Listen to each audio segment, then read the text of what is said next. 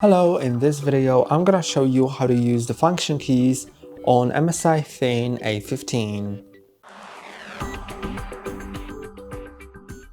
So the function keys are here. They range all the way from F1 to F12 and I'm gonna explain them now. So they have their primary function and secondary function, and by default their primary function is the actual F number keys. So these keys, like the numbers that you see here, for example F3, F4, F5, have their actions assigned in the system. So for example, if I open Microsoft Edge or any other browser, then I know that F12 key will open developer tools.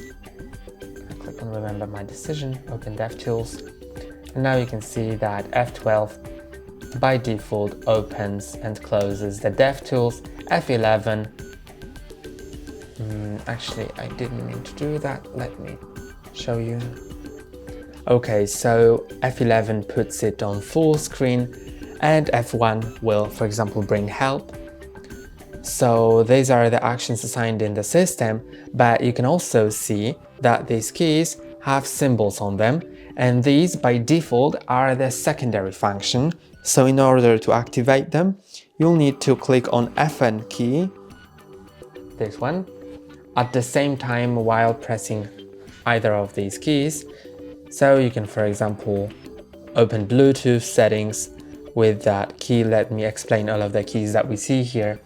So this is the F1 is for muting the volume, this is for turning volume down, turning volume up, this is for disabling the touchpad, disabling the microphone, enabling Bluetooth settings, then this is for changing the performance mode, keyboard backlight, screen brightness down, screen brightness up, and second screen management. And now to use that second function, as I've shown you before, we can use that, but also you can just switch between what's the secondary, what's the primary function by enabling or disabling the FN lock. So to do that, you need to press on FN and escape key, escape, which is here, at the same time. Then it'll turn on the FN lock now. So you can see I can adjust the brightness, for example, without pressing the FN key.